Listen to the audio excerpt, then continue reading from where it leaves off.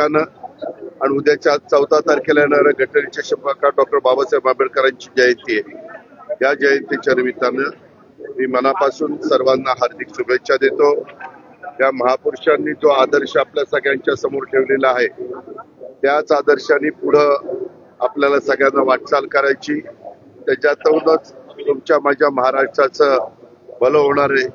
त्याच्यातूनच आपल्याला शिवशाहू फुले आंबेडकरांच्या विचारधारेला एक अधिक चांगल्या पद्धतीनं गती देण्याचं काम करता येणार आहे आणि याच्यातून जातीय सलोखा वाढणार आहे आणि सगळ्या महाराष्ट्रातल्या जनतेने गुण्यागोविंदांनी त्या ठिकाणी एकत्र राहायचंय। या पद्धतीनं आपण सगळ्यांनी वागायचंय आणि महात्मा ज्योतिराव फुल्यांच्या जयंतीच्या निमित्तानं मी तेच आव्हान तमाम माझ्या सहकार्यांना तमाम माझ्या जनतेला त्या ठिकाणी करीन। आज इथं आल्यानंतर खरं तर एका गोष्टीचं थोडस वेदना होतात किंवा मन अस्वस्थ होतं। त्याचं कारण असं आहे की माननीय छगन भुजबळ साहेब असतील, आम्ही सगळेजण असतो, अनेक जणांचे त्याच्यामध्ये उल्लेख करता येईल की इथं एक चांगल्या पद्धतीनं जो महात्मा फुले वाडा आहे त्या फुलेवाड्याच्या संदर्भामध्ये अधिकची जागा आजूबाजूच्या लोकांची स्वखुशीनं घेऊन आपल्याला खूप चांगलं अशा पद्धतीनं इथं स्मारक बनवायचंय। त्याकरता जी जमीन ॲक्वायर करायची आहे त्या जमिनीच्या संदर्भामध्ये मागं देखील जवळपास 200 कोटी रुपयाची तरतूद त्या ठिकाणी करण्यात आली। मी आत्ताच आल्यानंतर आपले पुणे महानगरपालिकेचे आयुक्त राजेंद्र भोसलेंशी पण बोललो किंवा राजेंद्रजी आयुक्त तुम्ही थोडस गती देऊन काही सहकार्यांना पण याच्यामध्ये काही राजकारण आणण्याचं कारण नाही, काही वेगवेगळे राजकीय नेते आहेत त्या सगळ्यांना इकडच्या भागातल्या लोकांना समजून सांगण्याच्या करता आणि ज्यांचं प्रॉपर्टी आम्ही घेणार आहोत किंवा ज्यांना हे सगळं स्मारक मोठं करण्याच्या करता त्यांच्या वर्षानुवर्ष राहत असलेल्या जागा किंवा घरही सोडावी लागणार आहेत त्यांचंही चांगल्या पद्धतीनं पुढं पुनर्वसन व्हावं किंवा त्यांनाही असं वाटता कामा नये किंवा एवढं चांगलं हे महात्मा फुले वाड्याच्या परिसरामध्ये किंवा महात्मा ज्योतिराव फुले आणि क्रांतीज्योती सावित्रीबाई फुले या उभयतांचं उत्तम दर्जाचं भावी पिढीला सतत एक प्रेरणा देणारं, भावी पिढीला त्यांचे विचार त्या ठिकाणी सतत समजून सांगणारं अशा पद्धतीचं हे स्मारक आपण करू पाहतोय आणि त्याच्यात पुणेकरांना पण आणि महाराष्ट्रातल्या तमाम जनतेला पण एक अभिमान वाटेल, एक आनंद वाटेल, एक समाधान वाटेल अशा पद्धतीचं काम आहे। होतं काय आमच्याकडनं ज्यावेळेस जयंती असते, ज्यावेळेस पुण्यतिथी असते त्यावेळेस आम्ही येतो, त्यावेळेस आम्ही दर्शन घेतो, तिथं नतमस्तक होतो आणि हे सगळं होत असताना त्यावेळेस ह्या गोष्टीचा उल्लेख होतो। परंतु माझं तर इतरांना पण आव्हान आहे की अनेक राजकीय पक्ष आपल्या पुणे शहरामध्ये काम करतात किंवा अनेक सामाजिक संस्था काम करतात, त्यांना पण आव्हान आहे की ज्यांच्या ऐकण्यामध्ये इतर राहणारी लोक आहेत त्यांना दोन गोष्टी समजून सांगण्याचं काम बहुतेकांनी त्याच्यामध्ये होकार दिलेला आहे आणि आपल्याला पण त्यांना योग्य पद्धतीचा मोबदला द्यायचा असंही काही नाही। आमचा प्रयत्न हा आहे की त्यांनी इथून गेल्यानंतर त्यांनाही तेवढंच चांगल्या याच्यापेक्षा चांगल्या घरामध्ये त्यांच्या कुटुंबांना, त्यांच्या मुलाबाळांना राहता आलं पाहिजे, हाच आमचा प्रयत्न आहे। तर पुन्हा आजच्या दिवशी या सगळ्या गोष्टीची आठवण ठेवून पुढच्या वेळेस तरी किमान ह्याच्यामध्ये पुढच्या वर्षीच्या जयंतीच्या निमित्तानं आपण सगळे एकत्र जमू, त्यावेळेस बराच फरक पडलेला असेल अशी अपेक्षा व्यक्त करतो। कारण निधी हा एक महत्वाचा असतो, निधीला राज्याचे मुख्यमंत्री असतील, उपमुख्यमंत्री असतील, आम्ही सगळे असो, कोणीच त्याच्यामध्ये उलट सगळ्यांचाच आग्रह आहे की लवकर झालं पाहिजे। जसं आपण दगडूशेठ हलवाईच्या समोर जिथं पहिली मुलींची शाळा क्रांतीज्योती सावित्रीबाई फुलेंनी सुरू केली त्याही गोष्टीची आठवण करण्याच्या करता आम्ही सगळ्यांनी अनेकदा बसलो। मी IAS ऑफिसरांना घेऊन बसलो, भुजबळ साहेब आणि इतर नेतेगणांना घेऊन बसलो, पुणेकरांना घेऊन बसलो, वेगवेगळ्या आर्किटेक्ट चांगले जे हेरिटेज काम करतात त्यांना पण आम्ही घेतलं आणि आता तो प्लॅन केलेला आहे। तुम्हालाही माहिती आहे की आता तिथं काम सुरू झालेलं आहे, तसं ते काम सुरू होऊन तेही लवकरात लवकर पूर्णत्वाला जावं त्याच्यात तर कितीतरी कोर्ट कचेऱ्या झाल्या, फार सुप्रीम कोर्टापर्यंत जावं लागलं, परंतु शेवटी न्यायालयामध्ये न्याय देवता आपल्याला न्याय देते तशा पद्धतीनं तिथंही न्याय मिळाला. तसं इथं पण मी आज जयंतीच्या निमित्तानं आवाहन करेल की इथं पण तशाच प्रकारे आपल्या सगळ्यांचं जी इच्छा आहे, आपल्या सगळ्यांचं जे स्वप्न आहे की अतिशय उत्तम असं दोघा उभयतांचं महात्मा ज्योतिराव फुले आणि सावित्रीबाई फुलेंचं स्मारक त्या ठिकाणी व्हावं. ते करण्याच्या करता आपण सगळेजण मिळून प्रयत्नाची शिकस्त. दादा लोक येत आहेत जागा देण्यासाठी, पण अधिकाऱ्यांना किती मोबदला द्यायचा हे माहिती नाही. काल छगन भुजबळांनी म्हटलेलं आहे, लोक त्यांना भेटायला. तुम्हालाही माहितीये, आपण विमानतळाच्या जागा घेतो, आपण रेल्वे करता जागा घेतो, आपण एखादं शहर डेव्हलप करण्याच्या करता जागा घेतो आणि त्याच्यामध्ये साधारण नॉर्म्स ठरलेले आहेत. मी जर भुजबळ साहेबांची पण मी बोलीन, परंतु मी आता तुमच्याशी बोलणं झाल्यावर पुन्हा अधिकारी इथं आहेत त्यांच्याशी पण बोलीन. असं नाहीये, आपले काही गोष्टी ठरलेल्या आहेत की किती पैसे द्यायचे, काय द्यायचे, आणि काही त्याच्यात अडचण येत असेल तर जरूर आम्ही वेळ पडली तर कॅबिनेट पुढे जाऊ आणि मार्ग काढू. बसावं लागेल, अधिकारी दिरंगाई करतायत, मला उपोषणाला बसावं. बरोबर आहे ना बाबा, ही उपोषणाला बसण्याची वेळ येणार नाही अशा प्रकारची काळजी खबरदारी घेऊ. महात्मा फुले यांच्यावरती एक चित्रपट आजकालचा प्रदर्शित होणार होता महात्मा फुलेंच्या जीवनपटावरती, पण दरवेळेस सगळ्या चित्रपटावरून कुटुंबांच्यात वाद झाला, काही ब्राह्मण महासंघ असेल किंवा इतर हिंदुवादी संघटनांनी विरोध केला काही दृश्य, आणि तो आता 15 दिवसानंतर पुढे ढकललाय. सेन्सॉर बोर्डवरती सुद्धा प्रश्नचिन्ह उपस्थित केले जातात. आपल्याला सगळ्यांना माहिती आहे की आपल्या महाराष्ट्रामध्ये ज्यावेळेस एखादा चित्रपट प्रदर्शित होतो त्यावेळेस सेन्सॉर बोर्ड असतं. त्याच्यामध्ये ते सेन्सॉर बोर्ड त्या ठिकाणी चित्रपट बघतं, त्याच्यामध्ये अनेक वेगवेगळे मान्यवर त्या बाबतीमध्ये त्या समितीमध्ये आहेत आणि साधारण त्या चित्रपटाचा समाजावर कुठला काही वेगळा परिणाम होणार आहे का, त्याच्यातनं वाईट परिणाम होणार आहे का, हे सगळं पाहिलं जातं, शहानिशा केली जाते. आणि तुम्हालाही माहिती आहे की आतापर्यंत अनेक वेगवेगळ्या प्रकारचे चित्रपट आलेत. आता मध्ये बघा पद्मावत आणि पद्मावती तो आला, त्याही वेळेस अशाच प्रकारची चर्चा झाली, परंतु ते पद्मावतीचं नाव पद्मावत केलं आणि नंतर तो चित्रपट आला तरी देखील काही घटकांचा त्याला विरोध होता. आता ठीक आहे, आपल्या संविधानाने, आपल्या घटनेने आपल्याला, बाबासाहेबांनी सगळ्यांनाच आपलं आपलं मत स्वातंत्र्य दिलेलं आहे, विचार स्वातंत्र्य दिलेलं आहे, त्या पद्धतीनं लोक बोलतात. परंतु साधारण आम्ही सरकार म्हणून ही काळजी घ्यायची असते की त्याच्यातून समाजामध्ये कुठं तेढ निर्माण होणार नाही, समाजामध्ये एकोपा राहील, ही खबरदारी.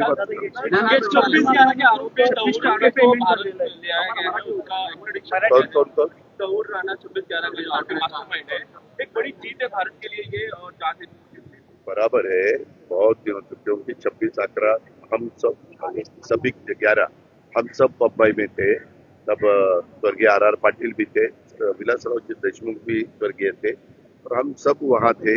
ये सब होने के बाद हमने भी राउंड मारा था जहाँ जहाँ ये घटनाएं हुई थी और वो इतनी गंभीर घटना थी कि पूछो मत. इसीलिए उसका मास्टरमाइंड कौन है ये पूछताछ करने की बहुत कोशिश की. अभी ये जो आदमी मिला है वो आने के बाद पता चलेगा कि किसने उसको बताया, क्यों उन्होंने ये किया, उसका कारण क्या था, और वो पता होने के बाद अपने को आगे भी अपनी लाइन ऑफ एक्शन क्या होनी चाहिए, ज्यादा से ज्यादा क्या करने के बाद लोग सुरक्षित रहेंगे और सब में खुशहाली रहेगी. ये दिल्ली कामगारांचा प्रश्न आहे. 56% मार्च मध्ये जे पेमेंट 56% दिलं, रात्री पुन्हा आणि त्याच्यानंतर. अरे बाबा, एसटीला मागे पण कोरोनाच्या काळामध्ये ज्यावेळेस त्यांचे प्रवासी येत नव्हते तेव्हा दर महिन्याला साधारण 250 ते 300 कोटी रुपये आम्ही सरकारमधनं बजेटमधनं द्यायचो आणि ते चालवत होतो. आता आपण 50% महिलांना तिकिटामध्ये सवलत दिलेली आहे. बाकीच्या पण दिव्यांगांना, ज्येष्ठांना, विद्यार्थ्यांना अशा काही काही आपण सवलती देतो. अनेक घटकांना त्याच्यामध्ये सवलती देतो आणि त्याच्यामध्ये त्याचा काही परिणाम त्याच्यात होत असेल, पण सवलती देत असेल तर आम्ही त्याची रक्कम आहे ती बजेटमध्ये तरतूद करून त्यांना देत असतो. आता त्या खात्याचे मंत्री हे प्रताप सरनाईक आमचे सहकारी आहेत. ते आता CMD झालेले म्हणजे चेअरमन पण झालेले आहेत. आणि त्याच्यामुळे मध्ये त्यांनी कॅबिनेटला पण सांगितलं, मला अर्थसंकल्पात पण सांगितलं, आम्ही काही टार्गेट मोठ्या प्रमाणावर ई-व्हेकल बसेस आणि काही CNG बसेस घेण्याचं त्या ठिकाणी ठरवलेलं आहे. तशा प्रकारे झाल्यानंतर थोडं एक आहे, देशात किंवा जगात पब्लिक सर्व्हिस ट्रान्सपोर्ट कुठंही फायद्यात नसते, याची माझी माहिती आहे. चुकीचे असेल तर मी माघार घेईन, पण माझी माहिती आहे. शेवटी सर्वसामान्य माणसांना पब्लिक सर्व्हिस ट्रान्सपोर्ट ही किफायतशीर दरामध्ये तिकिटाचे दर असले पाहिजे आणि त्याच्यामुळं तशा प्रकारचा प्रयत्न सगळेच सरकार करत असतं आणि त्यामध्ये आमचाही प्रयत्न तोच आहे. पण आता तिथल्या अनेक जागा, आपल्या बस स्थानकाच्या जागा इतक्या मोठ्याच्या आहेत, तर BOT तत्वावर त्या जागा देऊन त्याच्यातून काही पैसा उभा करायचा आणि त्याच्यातून इन्कम वाढवायचा, हाही एक त्याच्यामध्ये प्रयत्न आहे.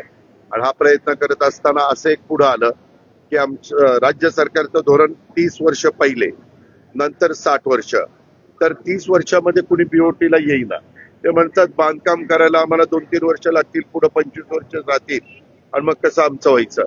त्याच्याकरता मध्ये कॅबिनेटला मागच्या चर्चा झाली आणि आता 60 वर्षाच्या करता करायचं आणि 60 वर्षांनी झाल्यावर पुन्हा 30 वर्षाचं वाढवण्याच्या करता त्याच्यामध्ये तरतूद करायची, असा एक प्रस्ताव मुख्यमंत्र्यांनी पुढच्या कॅबिनेटला आणायला सांगितलेला आहे. तो तयार झाल्यावर येईल आणि त्याच्यातून बऱ्याच अंशी प्रश्न सुटतील. पण आता तुम्ही जे काही सांगितलंय, मी काल जरा दुसऱ्या कामात गडबडीत होतो, मी त्या संदर्भामध्ये जरूर परिवहन विभागाच्या सहकाऱ्यांशी पण बोलीन, प्रतापराव सरनाईक साहेबांशी पण बोलीन आणि कसा मार्ग काढायचा ते CM साहेब आणि आम्ही एकनाथरावजी वगैरे बसून ठरवू.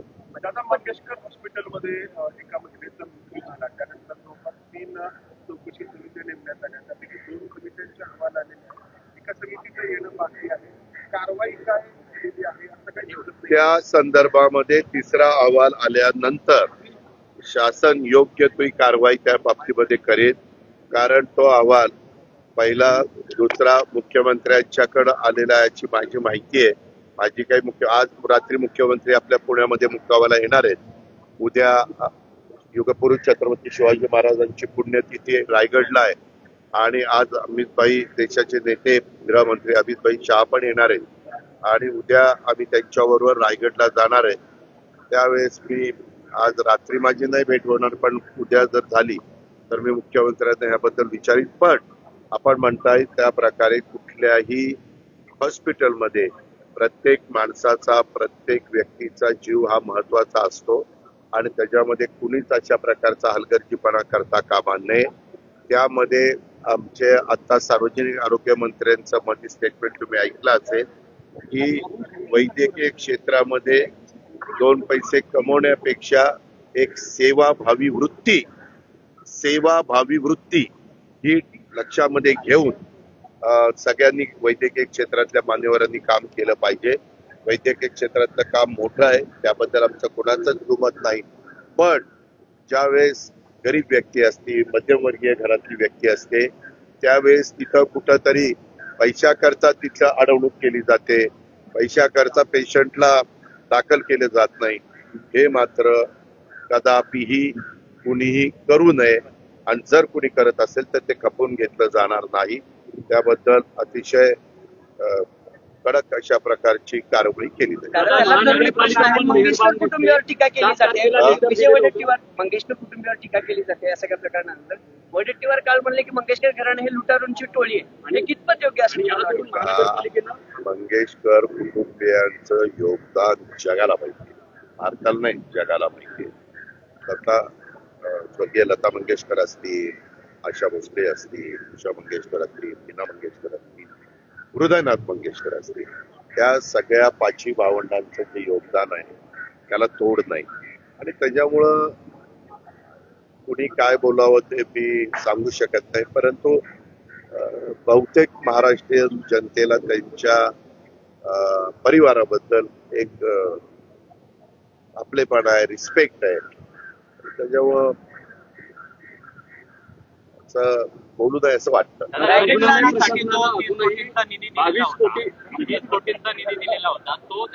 तो ते ऐका ती पण माहिती ऐक जरा. तुझ्याच चॅनलला आम्ही बघितली ते माहिती, अनेक चॅनलला आपण बघितली आणि ते पण आम्ही तपासून घेणार आहोत. तर तिसरा अहवाल येऊ द्या. बाबा एवढे जर पैसे असले तर ते पैसे काय हळदी कुंकू पुजायला ठेवले, ते जनतेच्या करता आहेत ना. आता त्याच्यामध्ये असंही ठरलेलं आहे, म्हणजे चर्चा झालेली आहे की हे जे काही हॉस्पिटल आहेत त्याच्यामध्ये जे आपल्या चॅरिटी कमिशन चॅरिटेबल ज्या हॉस्पिटल आहेत तसा उल्लेख करायचा की जेणेकरून जनतेला नागरिकांना पण कळलं पाहिजे. कारण आपण ₹1 नामात्र दराने जागा देतो. आज काही जागांची किंमत काही शेकड्या कोटी मध्ये आहे आणि कशा करता देतो की एक चांगलं हॉस्पिटल तिथं व्हावं, चांगल्या सुविधा व्हाव्यात, चांगले बेड उपलब्ध व्हावेत आणि त्याच्यातनं 20% तरी गरीब लोकांना ज्यांची ऐपत नाही अशांना पण तिथं उत्तम प्रकारचा ट्रीटमेंट करता यावी, देता यावी. ओके, धन्यवाद. महानगरपालिका का मेहरबान आहे? 7 तारखेला अमित शहाचा दौरा आहे, अजूनही तिकडच्या पालकमंत्र्यांना तिढा सुटलेला नाहीये. काळजी करू नका. जरी नाशिक रायगडचा तिढा सुटलेला नसला तरी काम चाललेलं आहे. आम्ही मला म्हणजे मुख्यमंत्र्यांनी स्वतः लक्ष घालून तिथला जिल्हा नियोजनचं काय जो काही त्यांचं बजेट असतं ते आम्ही दिलेलं आहे, निधी दिलेला आहे. दोन्हीकडे निधी वाढवलेला आहे. 22,000 कोटी रुपयाची सगळीकडे तरतूद केलेली आहे.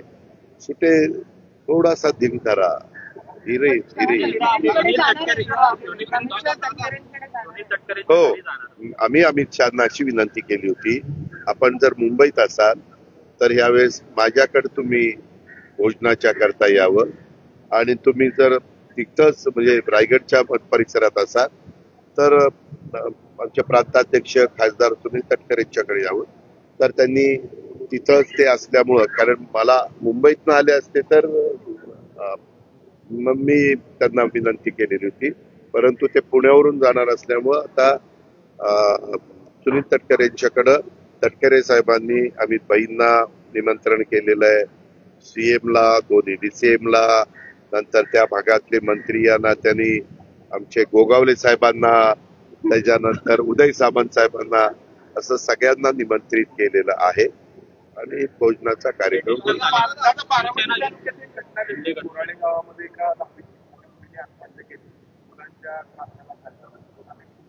मी त्याबद्दल माहिती घेतो आणि नक्की काय त्याच्या पाठीमागची पार्श्वभूमी आहे, काय वस्तुस्थिती आहे, त्याच्या खोलात जाऊन मुलांनी मुलींनी पण लगेच इतका छोट्या गोष्टीच्या करता मनाला लावून घेऊ नये आणि आत्महत्येपर्यंतचं पाऊल उचलू नये.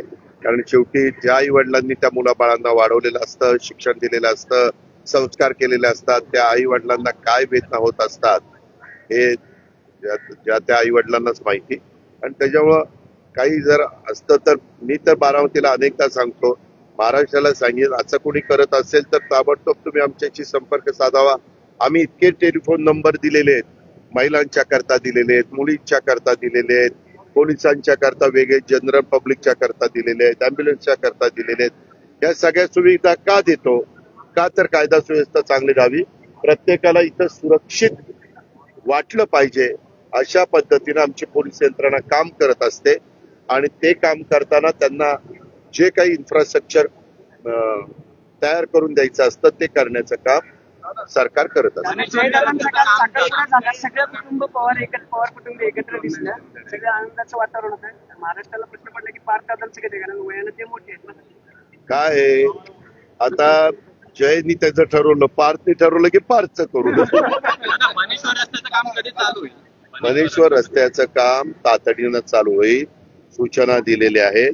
सीओशी बोललोय, म्हसे म्हणून PMRD चे प्रमुख आहेत त्यांच्याशी बोललोय, डुडी कलेक्टरशी बोललोय त्यांना म्हणलं 600 मीटरचा रस्ता आहे, आता परत कुणालाही तिथं उपोषण करण्याची पाळी येता कामा नये. माझ्या बहिणीला पण येता कामा नये आणि इतर कुठल्या नागरिकांना पण येता कामा नये. आता तो रस्ता झालाच पाहिजे. त्या कामाला यंत्रणेला लावलेलं आहे. निधी कमी पडून दिला जाणार नाही. मी त्यांना सांगितलं, निधी जर डीपीसी मधनं पाहिजे असेल तर डीपीसी मधनं देतो. PMRDA मधनं देखील निधीची तरतूद केलेली आहे. जिल्हा परिषदेमधनं पाहिजे असेल तर तिथनंही देण्याच्या सूचना CO ला दिलेल्या आहेत.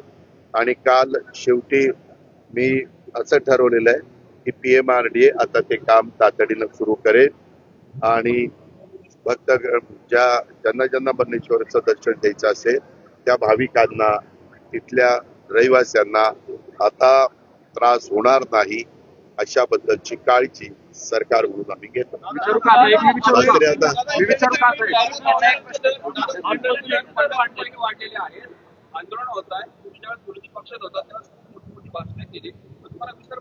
अजिबात नाही विसर पडला. तुला जसा प्रश्न विचारायचा विसर नाही पडलेला तसं मला पण त्याचा विसर पडलेला नाही.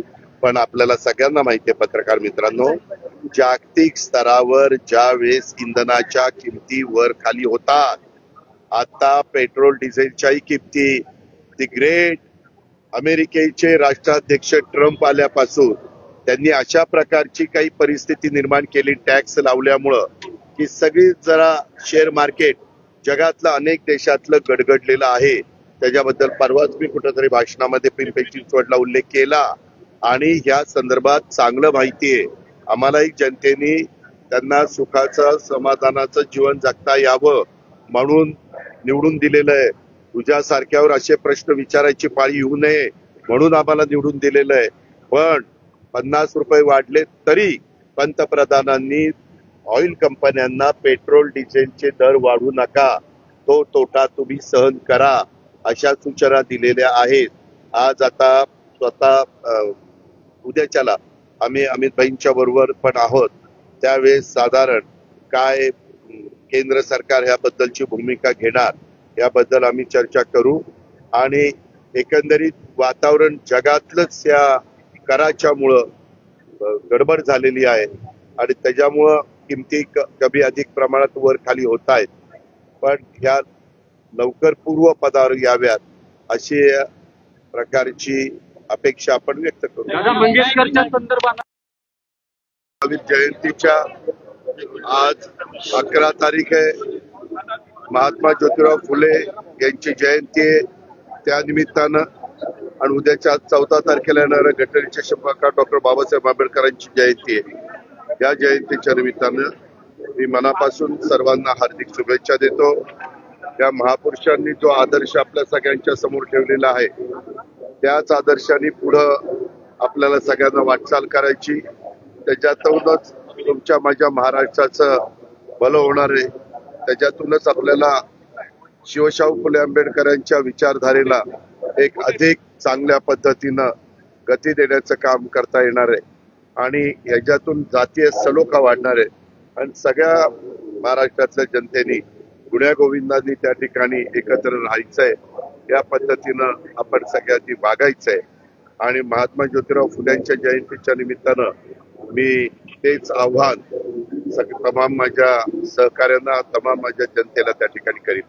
आज इथं आल्यानंतर खरं तर एका गोष्टीचं थोडस वेदना होतात किंवा मन अस्वस्थ होतं. त्याचं कारण असं आहे की माननीय छगन भुजबळ साहेब असतील, आम्ही सगळेजण असतो, अनेक जणांचे त्याच्यामध्ये उल्लेख करता येईल की इथं एक चांगल्या पद्धतीनं जो महात्मा फुले वाडा आहे त्या फुलेवाड्याच्या संदर्भामध्ये अधिकची जागा आजूबाजूच्या लोकांची स्वखुशीनं घेऊन आपल्याला खूप चांगलं अशा पद्धतीनं इथं स्मारक बनवायचंय.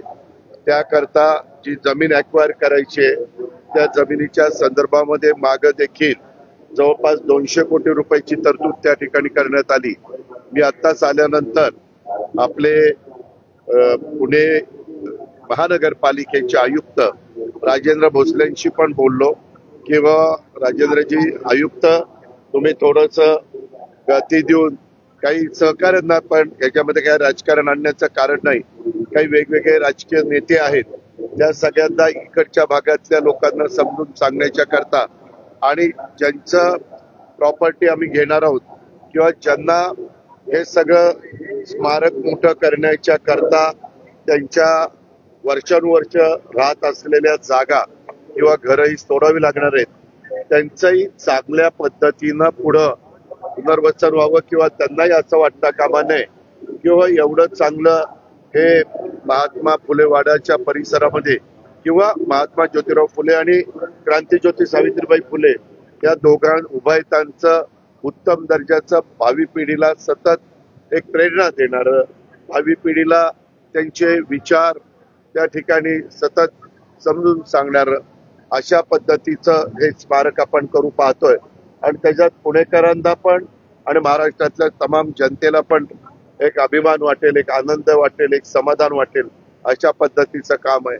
होतं काय आमच्याकडनं ज्यावेळेस जयंती असते, ज्यावेळेस पुण्यतिथी असते त्यावेळेस आम्ही येतो, त्यावेळेस आम्ही दर्शन घेतो, तिथं नतमस्तक होतो आणि हे सगळं होत असताना त्यावेळेस ह्या गोष्टीचा उल्लेख होतो. परंतु माझं तर इतरांना पण आव्हान आहे की अनेक राजकीय पक्ष आपल्या पुणे शहरामध्ये काम करतात किंवा अनेक सामाजिक संस्था काम करतात, त्यांना पण आव्हान आहे की ज्यांच्या ऐकण्यामध्ये इतर राहणारी लोक आहेत त्यांना दोन गोष्टी समजून सांगण्याचं काम बहुतेकांनी त्याच्यामध्ये होकार दिलेला आहे आणि आपल्याला पण त्यांना योग्य पद्धतीचा मोबदला द्यायचा असंही काही नाही. आमचा प्रयत्न हा आहे की त्यांनी इथून गेल्यानंतर त्यांनाही तेवढंच याच्यापेक्षा चांगल्या घरामध्ये त्यांच्या कुटुंबांना, त्यांच्या मुलाबाळांना राहता आलं पाहिजे, हाच आमचा प्रयत्न आहे. तर पुन्हा आजच्या दिवशी या सगळ्या गोष्टीची आठवण ठेवून पुढच्या वेळेस तरी किमान याच्यामध्ये पुढच्या वर्षीच्या जयंतीच्या निमित्तानं आपण सगळे एकत्र जमू, त्यावेळेस बराच फरक पडलेला असेल अशी अपेक्षा व्यक्त करतो. कारण निधी हा एक महत्वाचा असतो. निधीला राज्याचे मुख्यमंत्री असतील, उपमुख्यमंत्री असतील, आम्ही सगळे असू, कोणीच त्याच्यामध्ये उलट सगळ्यांचाच आग्रह आहे की हे लवकर झालं पाहिजे. जसं आपण दगडूशेठ हलवाईच्या समोर जिथं पहिली मुलींची शाळा क्रांतीज्योती सावित्रीबाई फुलेंनी सुरू केली, त्याही गोष्टीची आठवण करण्याच्या करता आम्ही सगळ्यांनी अनेकदा बसलो. मी IAS ऑफिसरांना घेऊन बसलो, भुजबळ साहेब आणि इतर नेतेगणांना घेऊन बसलो, पुणेकरांना घेऊन बसलो, वेगवेगळ्या आर्किटेक्ट चांगले जे हेरिटेज काम करतात त्यांना पण आम्ही घेतलं आणि आता तो प्लॅन केलेला आहे. तुम्हालाही माहिती आहे की आता तिथं काम सुरू झालेलं आहे. तसं ते काम सुरू होऊन तेही लवकरात लवकर पूर्णत्वाला जावं. त्याच्यात तर कितीतरी कोर्ट कचेऱ्या झाल्या, फार सुप्रीम कोर्टापर्यंत जावं लागलं, परंतु शेवटी न्यायालयामध्ये न्याय देवता आपल्याला न्याय देते तशा पद्धतीनं तिथंही न्याय मिळाला. तसं इथं पण मी आज जयंतीच्या निमित्तानं आवाहन करेल की इथं पण तशाच प्रकारे आपल्या सगळ्यांचं जी इच्छा आहे, आपल्या सगळ्यांचं जे स्वप्न आहे की अतिशय उत्तम असं उभयतांचं महात्मा ज्योतिराव फुले आणि सावित्रीबाई फुलेंचं स्मारक त्या ठिकाणी व्हावं, ते करण्याच्या करता आपण सगळेजण मिळून प्रयत्नाची शिकस्त. लोक येत आहेत जागा देण्यासाठी, पण अधिकाऱ्यांना किती मोबदला द्यायचा हे माहिती नाही. काल छगन भुजबळांनी म्हटलेलं, तुम्हालाही माहितीये आपण विमानतळाच्या जागा घेतो, आपण रेल्वे करता जागा घेतो, आपण एखादं शहर डेव्हलप करण्याच्या करता जागा घेतो आणि त्याच्यामध्ये साधारण नॉर्म्स ठरलेले आहेत. मी जर भुजबळ साहेबांची पण मी बोलीन, परंतु मी आता तुमच्याशी बोलणं झाल्यावर पुन्हा अधिकारी इथं आहेत त्यांच्याशी पण बोलीन. असं नाहीये, आपले काही गोष्टी ठरलेल्या आहेत की किती पैसे द्यायचे, काय द्यायचे, आणि काही त्याच्यात अडचणीत असेल तर जरूर आम्ही वेळ पडली तर कॅबिनेट पुढे जाऊ आणि मार्ग काढू.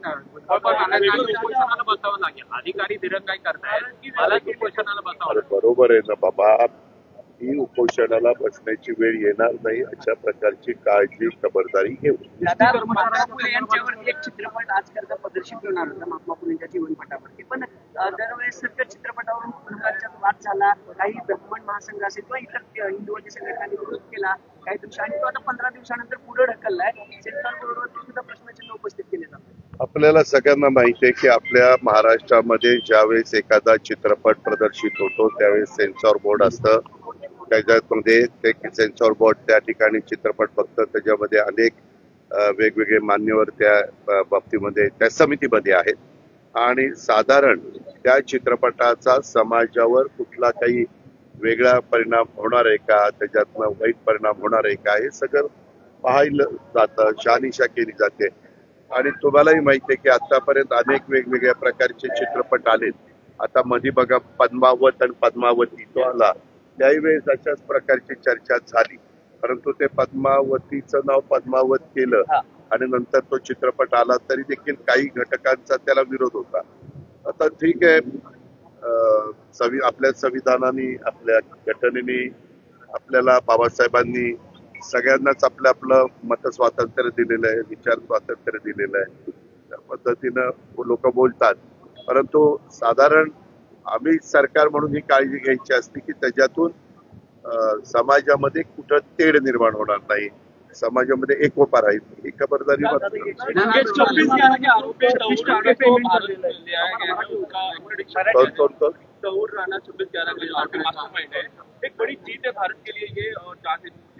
बराबर है।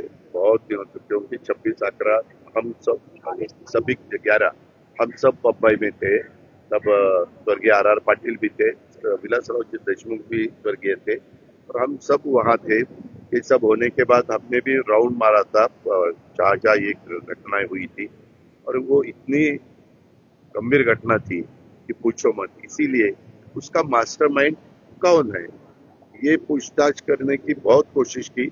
अभी ये जो आदमी मिला है वो आने के बाद पता चलेगा कि किसने उसको बताया, क्यों उन्होंने ये किया, उसका कारण क्या था, और वो पता होने के बाद अपने को आगे भी अपनी लाइन ऑफ एक्शन क्या होनी चाहिए, ज्यादा से ज्यादा क्या करने के बाद लोग सुरक्षित रहेंगे और सब में खुशहाली रहेगी। ये एसटी कामगारांचा प्रश्न आहे। 56% मार्च मध्ये जे पेमेंट झालं 56% दिलं, एसटी रात्री पुन्हा आणि त्याच्यानंतर अरे बाबा, एसटीला मागे पण कोरोनाच्या काळामध्ये ज्यावेळेस त्यांचे प्रवासी येत नव्हते तेव्हा दर महिन्याला साधारण 250 ते 300 कोटी रुपये आम्ही सरकारमधनं बजेटमधनं द्यायचो आणि ते चालवत होतो। आता आपण 50% महिलांना तिकिटामध्ये सवलत दिलेली आहे, बाकीच्या पण दिव्यांगांना, ज्येष्ठांना, विद्यार्थ्यांना अशा काही आपण सवलती देतो, अनेक घटकांना त्याच्यामध्ये सवलती देतो आणि त्याच्यामध्ये त्याचा काही परिणाम त्याच्यात होत असेल, पण सवलती देत असेल तर आम्ही त्याची रक्कम आहे ती बजेटमध्ये तरतूद करून त्यांना देत असतो। आता त्या खात्याचे मंत्री हे प्रताप सरनाईक आमचे सहकारी आहेत, ते आता CMD झालेले म्हणजे चेअरमन पण झालेले आहेत आणि त्याच्यामुळे मध्ये त्यांनी कॅबिनेटला पण सांगितलं, मला अर्थसंकल्पात पण सांगितलं, आम्ही काही टार्गेट मोठ्या प्रमाणावर ई-व्हेकल बसेस आणि काही CNG बसेस घेण्याचं त्या ठिकाणी ठरवलेलं आहे।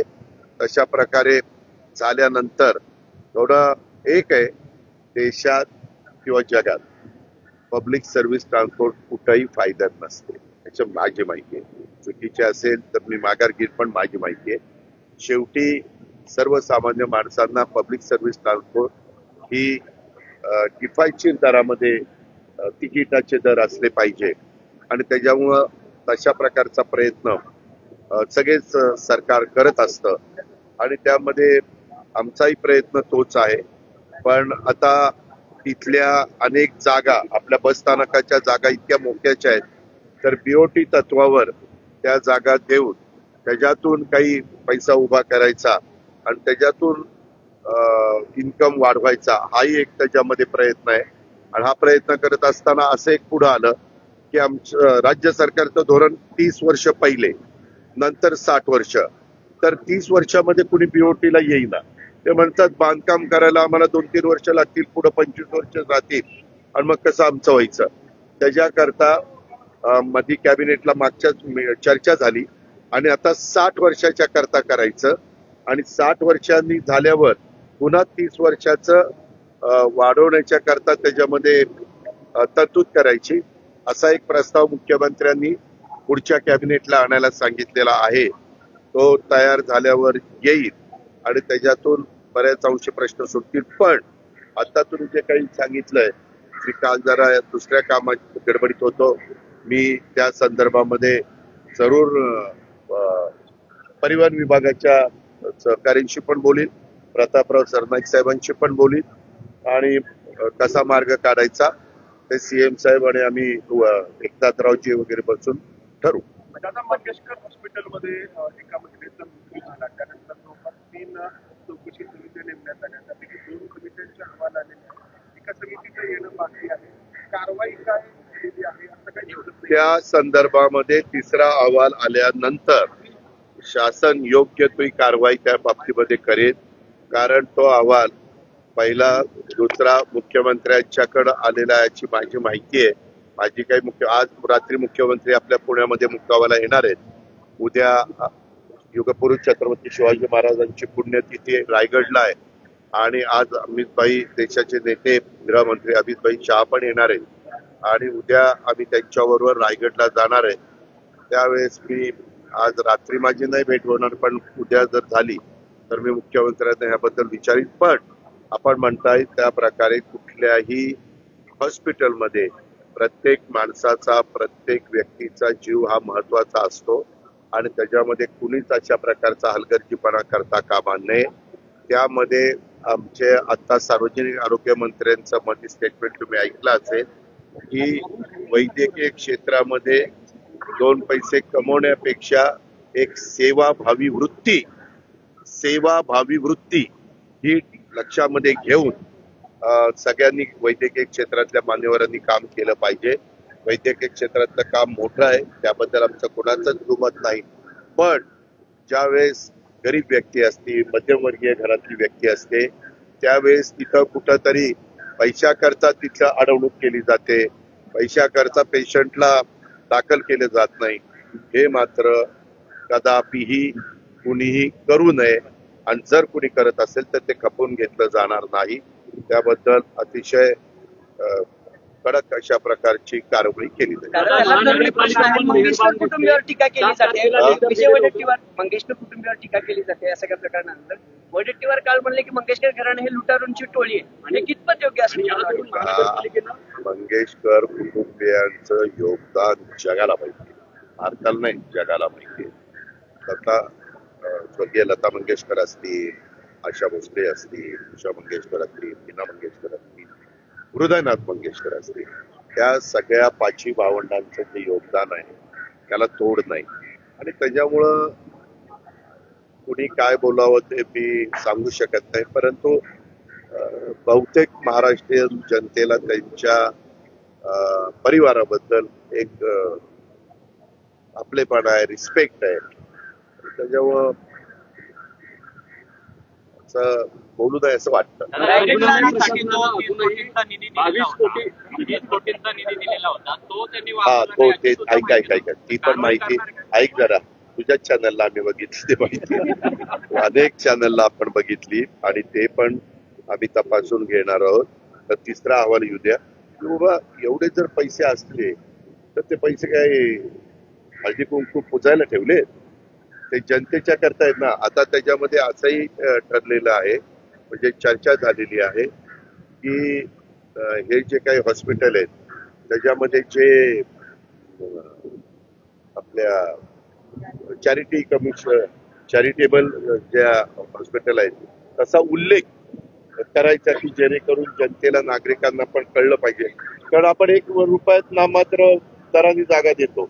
आज काही जागांची किंमत काही शेकड्या कोटी मध्ये आहे आणि हे कशा करता देतो की एक चांगलं हॉस्पिटल तिथं व्हावं, चांगल्या सुविधा व्हाव्यात, चांगले बेड उपलब्ध व्हावेत आणि त्याच्यातनं 20% तरी गरीब लोकांना ज्यांची ऐपत नाही अशांना पण तिथं उत्तम प्रकारचा ट्रीटमेंट करता यावी, देता यावी.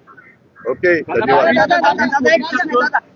महानगरपालिका का मेहरबान आहे?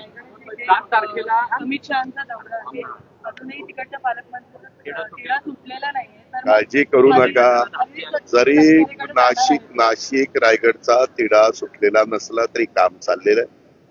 आम्ही मला म्हणजे मुख्यमंत्र्यांनी स्वतः लक्ष घालून तिथला जिल्हा नियोजन काय जो काही त्यांचं बजेट असतं ते आम्ही दिलेलं आहे, निधी दिलेला आहे, दोन्हीकडे निधी वाढवलेला आहे, 22,000 कोटी रुपयाची सगळीकडे तरतूद केलेली आहे. सुटे थोडासा धीम धरा, धीरे धीरे. हो, आम्ही अमित शहाना अशी विनंती केली होती, आपण जर मुंबईत असाल तर यावेळेस माझ्याकडे तुम्ही भोजनाच्या करता यावं, आणि तुम्ही जर तिथंच म्हणजे रायगडच्या परिसरात असाल तर आमचे प्रांताध्यक्ष खासदार सुनील तटकरेंच्याकडे यावं. तर त्यांनी तिथंच ते असल्यामुळं, कारण मला मुंबईतनं आले असते तर मग मी त्यांना विनंती केलेली होती, परंतु ते पुण्यावरून जाणार असल्यामुळं आता सुनील तटकरेंच्याकडं तटकरे साहेबांनी अमित भाईंना निमंत्रण केलेलं आहे, सीएमला, दोन्ही डीसीएमला, नंतर त्या भागातले मंत्री यांना त्यांनी आमचे गोगावले साहेबांना, त्याच्यानंतर उदय सामंत साहेबांना, असं सगळ्यांना निमंत्रित केलेलं आहे आणि भोजनाचा कार्यक्रम. गावामध्ये एका आत्महत्या केली, मुलांच्या मी त्याबद्दल माहिती घेतो आणि नक्की काय त्याच्या पाठीमागची पार्श्वभूमी आहे, काय वस्तुस्थिती आहे, त्याच्या खोलात जाऊन मुलांनी मुलींनी पण लगेच इतका छोट्या छोट्या गोष्टीच्या करता मनाला लावून घेऊ नये आणि आत्महत्येपर्यंतचं पाऊल उचलू नये. कारण शेवटी ज्या आई वडिलांनी त्या मुलाबाळांना वाढवलेलं असतं, शिक्षण दिलेलं असतं, संस्कार केलेले असतात, त्या आई वडिलांना काय वेदना होत असतात हे ज्या त्या आई वडिलांनाच माहिती. आणि त्याच्यामुळं काही जर असतं तर मी तर बारामतीला अनेकदा सांगतो, महाराष्ट्राला सांगेल, असं कोणी करत असेल तर ताबडतोब तुम्ही आमच्याशी संपर्क साधावा.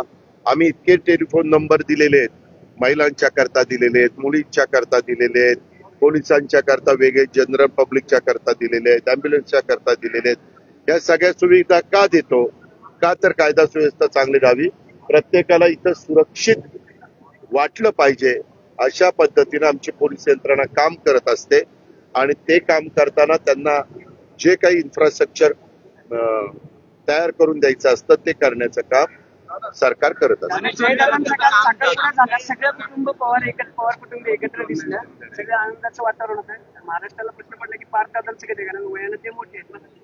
काय आहे आता, जयनी त्याचं ठरवलं, पार्थने ठरवलं की पारचं करू. मनेश्वर रस्त्याचं काम कधी चालू होईल? मनेश्वर रस्त्याचं काम तातडीनं चालू होईल, सूचना दिलेल्या आहेत. सीओशी बोललोय, म्हसे म्हणून PMRDA प्रमुख आहेत त्यांच्याशी बोललोय, डुडी कलेक्टरशी बोललोय.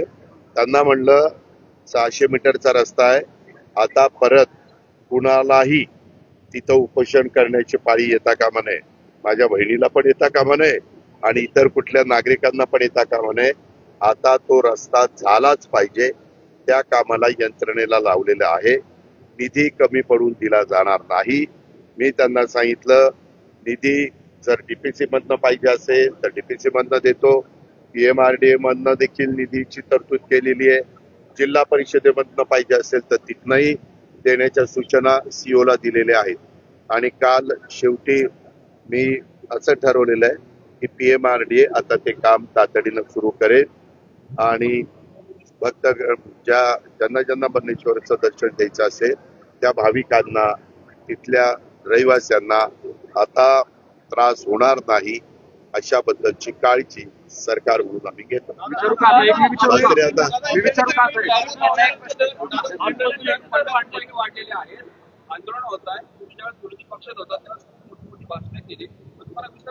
अजिबात नाही विसर पडला. तुला जसा प्रश्न विचारायचा विसर नाही पडलेला तसं मला पण त्याचा विसर पडलेला नाही.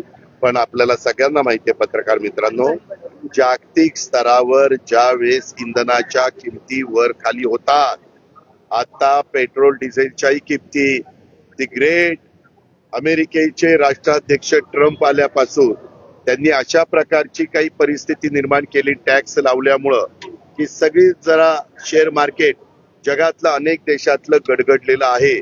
त्याच्याबद्दल परवाच मी कुठेतरी भाषणामध्ये पिंपरी चिंचवडला उल्लेख केला आणि या संदर्भात चांगलं माहिती आहे. आम्हालाही जनतेने त्यांना सुखाचं समाधानाचं जीवन जगता यावं म्हणून निवडून दिलेलं आहे. तुझ्यासारख्यावर असे प्रश्न विचारायची पाळी येऊ नये म्हणून आम्हाला निवडून दिलेलं आहे. पण 50 रुपये वाढले तरी पंतप्रधानांनी ऑइल कंपन्यांना पेट्रोल डिझेलचे दर वाढवू नका, तो तोटा तुम्ही सहन करा, अशा सूचना दिलेल्या आहेत. आज आता स्वतः उद्याच्याला आम्ही अमित भाईंच्या बरोबर पण आहोत. त्यावेळेस साधारण काय केंद्र सरकार ह्याबद्दलची भूमिका घेणार याबद्दल आम्ही चर्चा करू. आणि एकंदरीत वातावरण जगातलंच या कराच्या मुळे गडबड झालेली आहे आणि त्याच्यामुळं किमती कमी अधिक प्रमाणात वर खाली होत आहेत.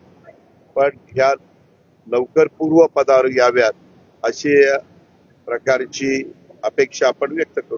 मंगेशकरच्या संदर्भात नोव्हेंबरच्या महावीर जयंतीच्या आज 11 तारीख आहे.